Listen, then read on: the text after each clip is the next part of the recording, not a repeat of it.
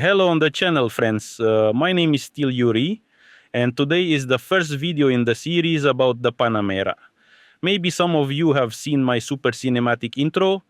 If you haven't seen it, check it out here. There I showed a bit of this car. It was there. I compared it with the Audi A6 with my second car. Here, well, today we'll focus specifically on this. Today, I wanted to tell you about my impressions of driving. To simply convey to you my impressions of this car on the road, because you can look at it for a long time, but what's the point? It's like looking at a picture in Playboy. You can look at it as much as you want, but it's always better to try how it really is. For those who haven't seen this intro, briefly about the car. It is a 2023 model. The mileage at the moment is 28,000 kilometers. Version Panamera 4 model, according to the Porsche catalog, this is 971. So, briefly about the power unit. It's a plug-in. There's an electric motor and a battery of 18 kilowatt hours. Well, more precisely 17.9, but like, what's the difference? Here, an electric motor with a torque of 400 Newton meters. I can't say exactly how many horsepower it has. This engine is installed. It's integrated with the transmission. Toward the gasoline engine here is a 3-liter biturbo, 460 something horsepower.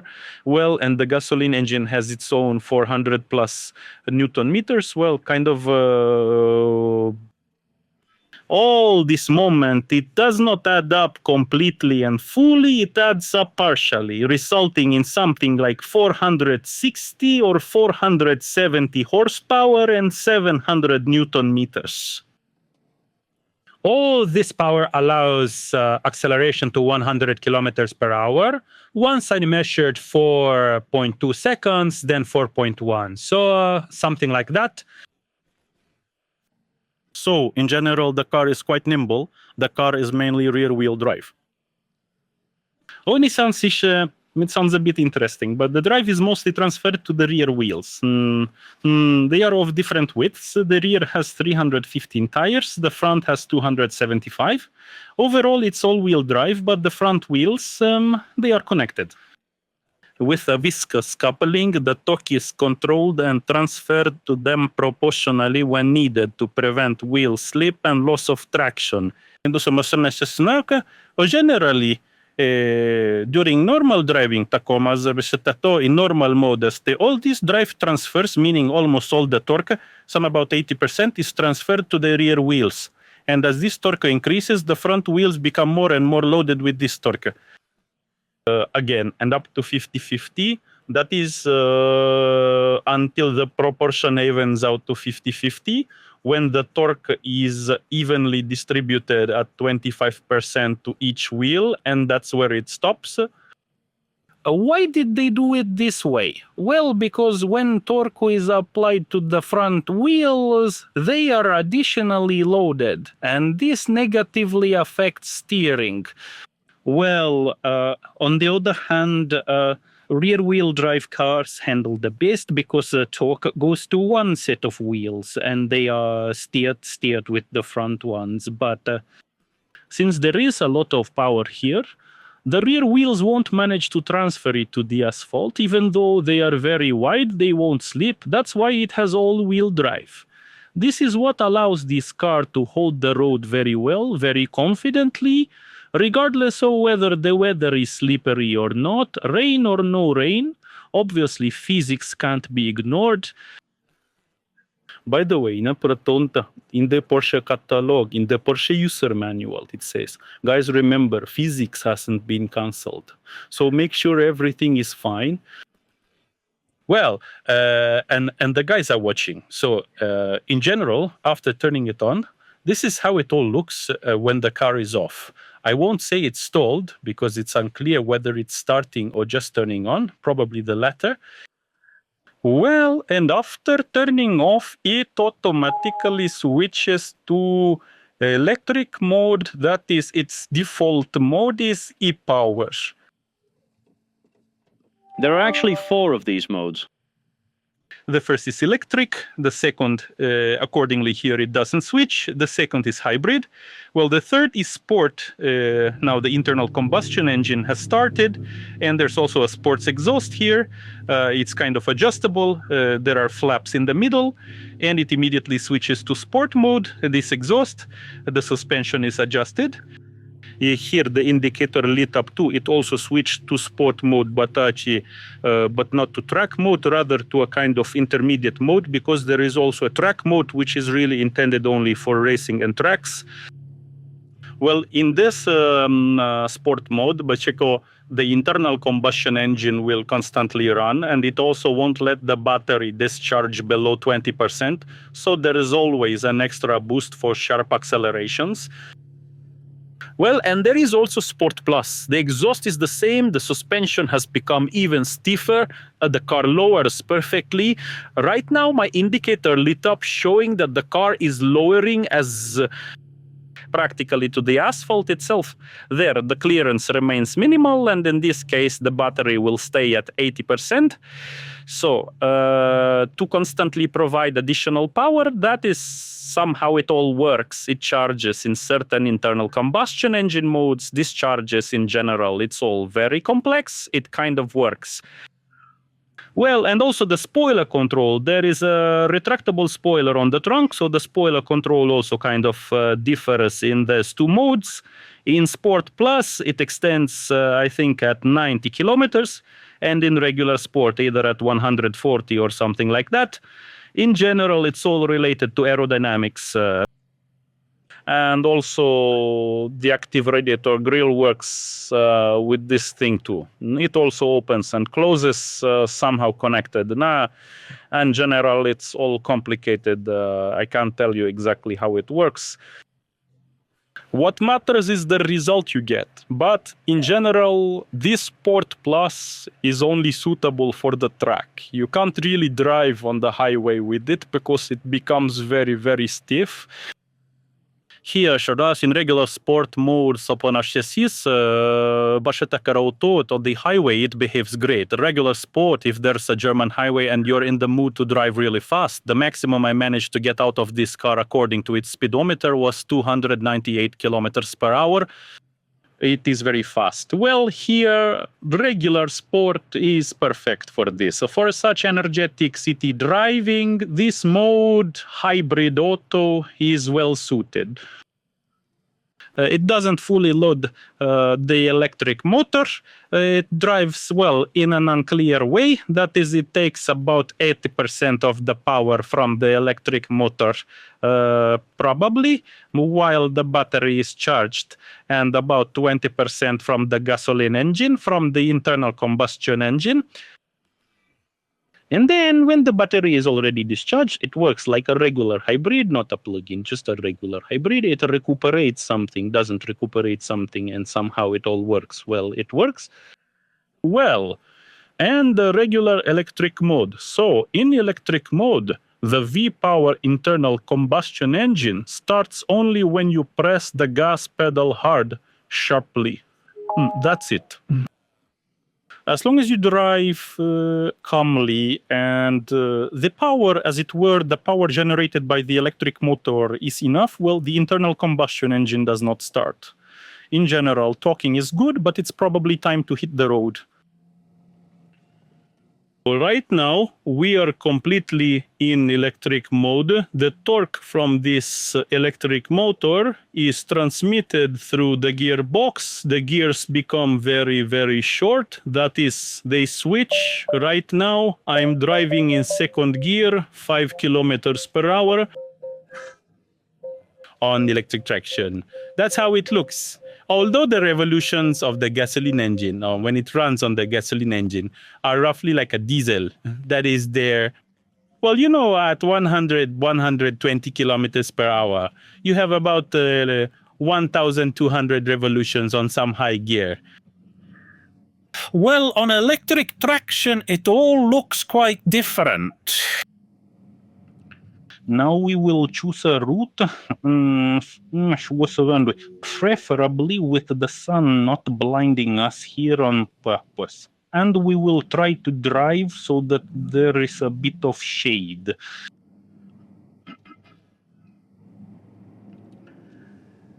Well, now it's 30 kilometers per hour, fourth gear, and so on. In general, this is what driving on electric power looks like. Well, in the car, of course, there's absolute silence. And overall, the sound insulation here is very good. You can't hear anything, nothing hums or makes noise. And in general, everything is fine. Such is the story. Outside the window is Warsaw. You can't really speed here because there are plenty of radars, some cameras, maybe not cameras, both, and in general, traffic rules should be followed whenever possible. Oops, yeah, in the city here, there are either cyclists or children or something else. There are always some movements happening, and this is how it accelerates on electric traction. So this power is absolutely enough for the city. The range on this battery can cover, well, right now the air conditioning is on and something else.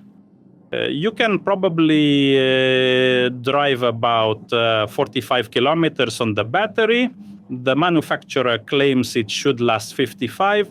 Well, it doesn't last 55, but for one day, if you go about your business, handle some tasks, this battery is generally sufficient. It charges in turn. If you completely discharge it to 100%, well, it charges in about 2 hours, this battery. It charges in about 2 hours if you charge it with the standard charger. I have 3 phases in my garage, 380 volts, and then it charges in 2 hours. The battery is lithium polymer, rated for 3,000 cycles without losing capacity. Well, maybe that's true. And then those 3,000 cycles, that's already, I don't know, for me, it's like I'll sell this car faster than it will ever reach 3,000 charging cycles. Here is the suspension. It has a 3-chamber air system and adjustable shock absorbers. So what can I tell you? The low-profile tires are 30 at the back and 35 at the front. She feels great on the road, no discomfort, no shaking, no suspension bottoming out, nothing like that. Right now, the road isn't completely smooth. There are no potholes, but it's a bit wavy. The asphalt is worn. But here everything works perfectly. It handles its tasks excellently and everything is great. But this is in comfort mode. If switching to sport mode will, of course, make it stiffer, but sport mode is absolutely unnecessary for normal, calm city driving. Comfort is sufficient, and in comfort mode, the Pan4 Core, it handles very well. It's like it feels the steering wheel of the car excellently. Sometimes it feels like it reads your mind. That is how cool it responds to all movements, to the controls. It's just, just a slight turn of the wheel and it enters those turns so beautifully. That's all. Just need to pay attention to the curbs because the car is very wide. It has a very wide wheelbase, and I constantly, well, not constantly, but several times hit the right rear wheel, the rim, and now it's scratched because these curbs, when you turn like that, sometimes at first, well, you had to get used to it. I've had it for 9 months, and that first wow.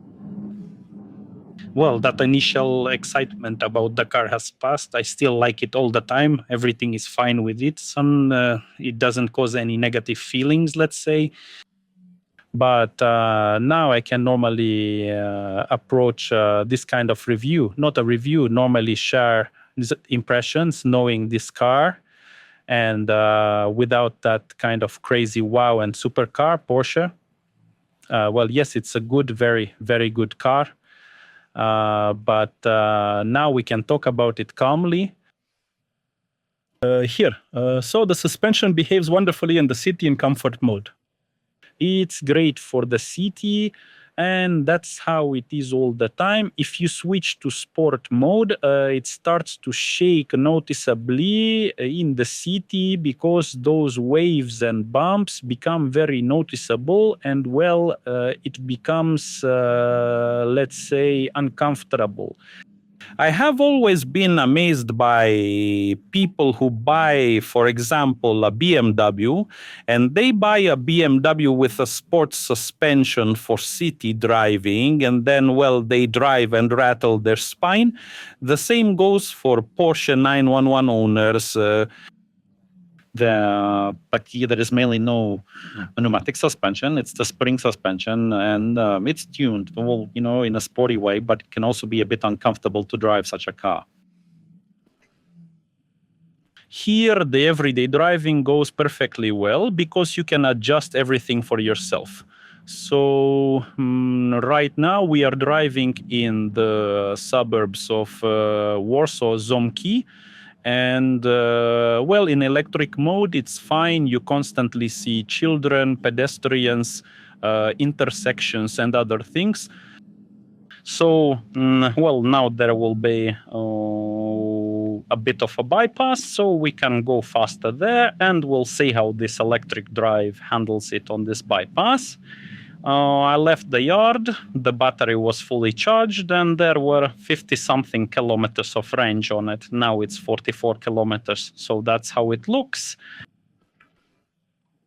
Here, it also recuperates energy well, and in general, that's it. One more thing is surprising. In this car, a lot of things are somehow tuned for sport. Well, probably everything is set for some kind of sporty feeling. The seating itself, these seats, the lateral support is excellent. This steering wheel, it's like reinforced concrete. No play, nothing at all. Left, right, you turn it by a millimeter and the car immediately starts, immediately reacts to it. Somehow, well, everything is set up very, very correctly. But besides all that, the windows go down quickly and they also go up quickly.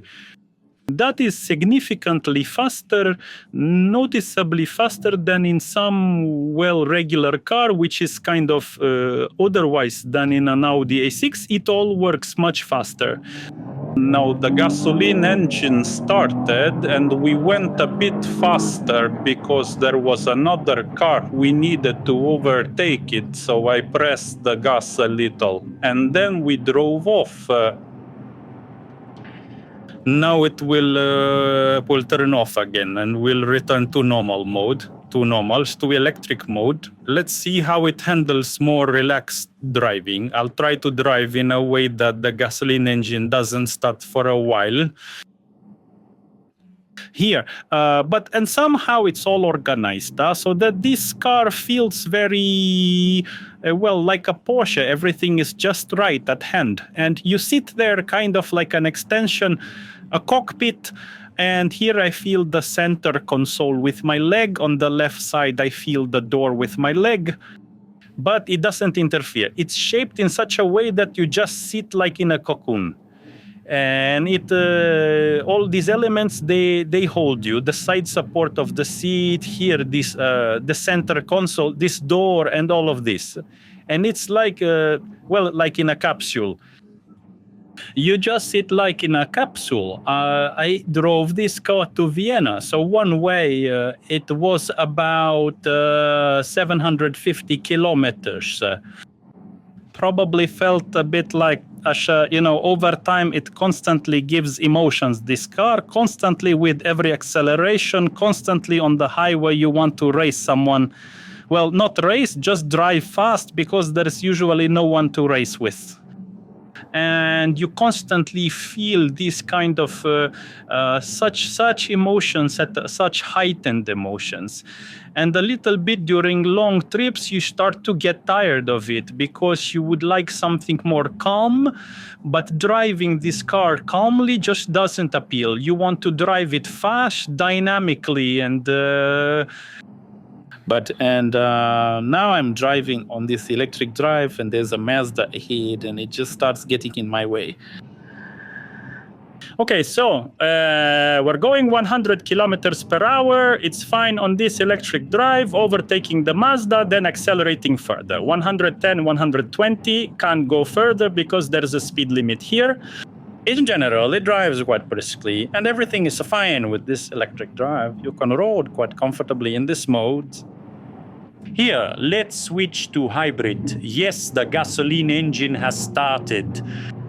And I don't know if you can hear it, the exhaust sound appeared now, right? But in hybrid mode, it swishes, closes these flaps, and the exhaust sound in hybrid is quite quiet. It's almost inaudible.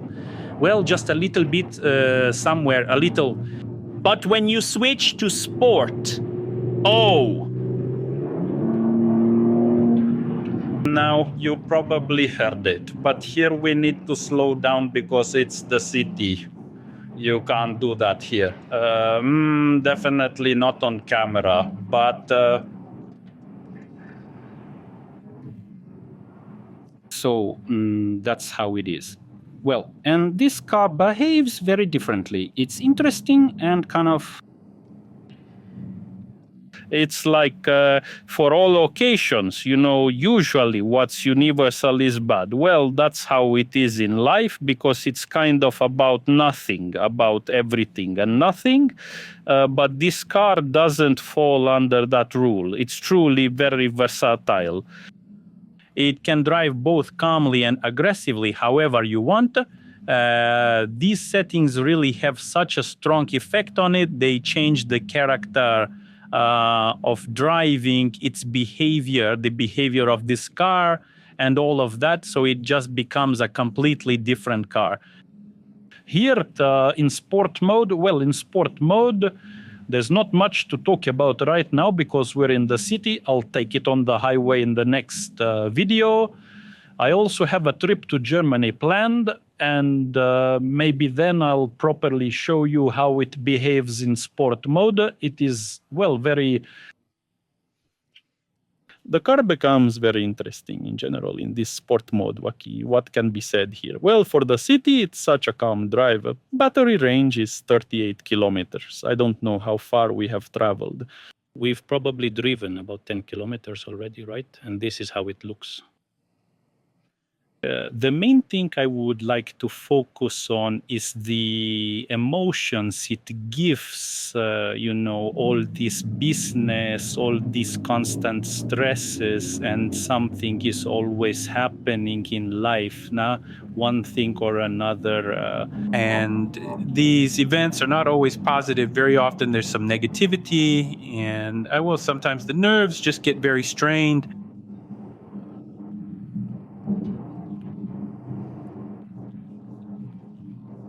Well, and this car constantly gives positive emotions.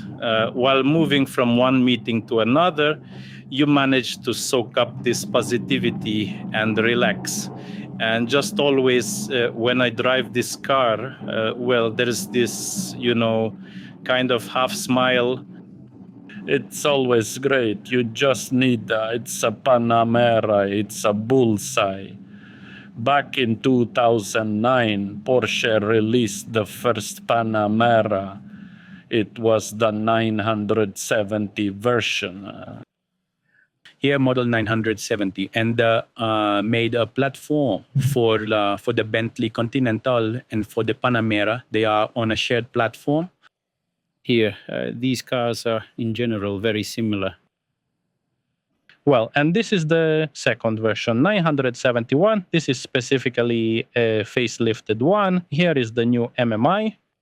Here is exactly the same. Now the 972nd came out. I don't know, 3 or 4 months ago they appeared, and it has the same MMI, identical. The console is slightly changed. And they removed the analog tachometer from the dashboard, making it fully LCD.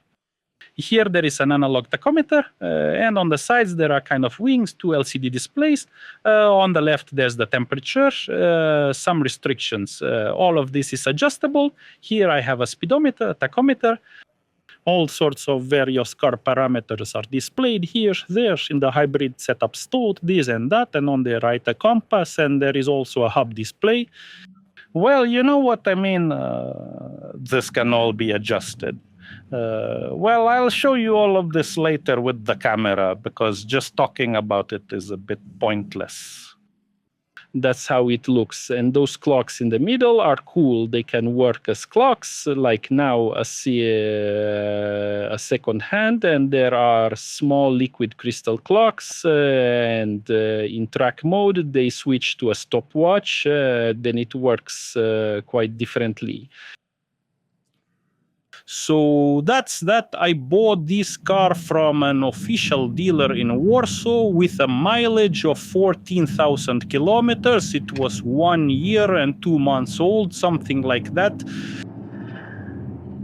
There was a good price for it, but it was also very expensive. I don't want to delve into these numbers because it's different in every country. Somewhere it costs one amount, somewhere else another. Here it cost approximately 130,000 euros at the time of purchase. That's it. Specific version, in general, plugins are much more expensive than regular cars without hybrid systems. The price differs significantly, and by about 50,000 euros.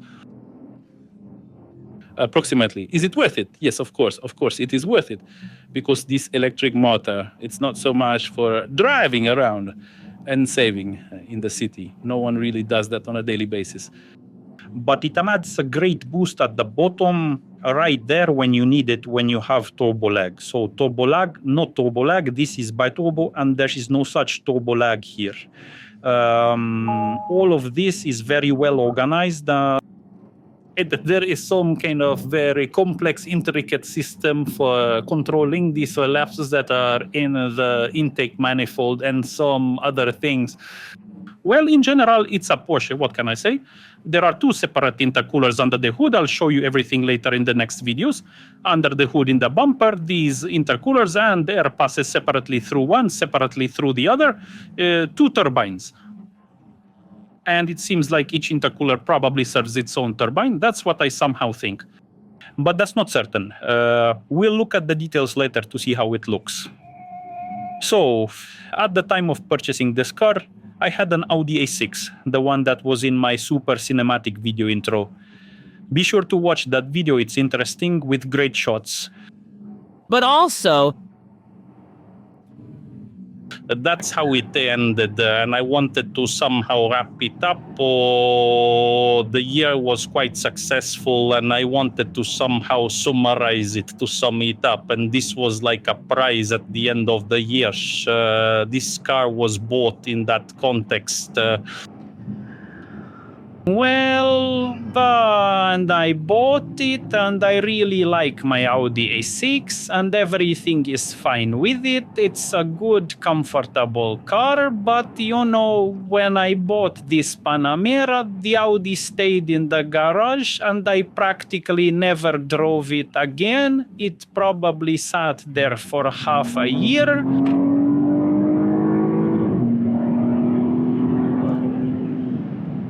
It probably sat for about half a year, and then when I went somewhere to Croatia, I took the Audi, but otherwise it was hardly used. I last refueled the Q-Jet in 2024, and then at the end of the year, the next time the car was used was in July 2025. Imagine how much it drove. In general, this Panamera just captivated me. I forgot about this Audi and all the other cars that are on this planet. I don't know if there's anything that can compare. There probably are some, I just haven't come across them. But not knowing what it should be, what can compare in terms of sensations driving, this drive that this car with the Panamera gives? Well, it's hard for me to say in general what it could be. I don't know, I can't assume. Maybe perhaps some Maserati or something from this in general?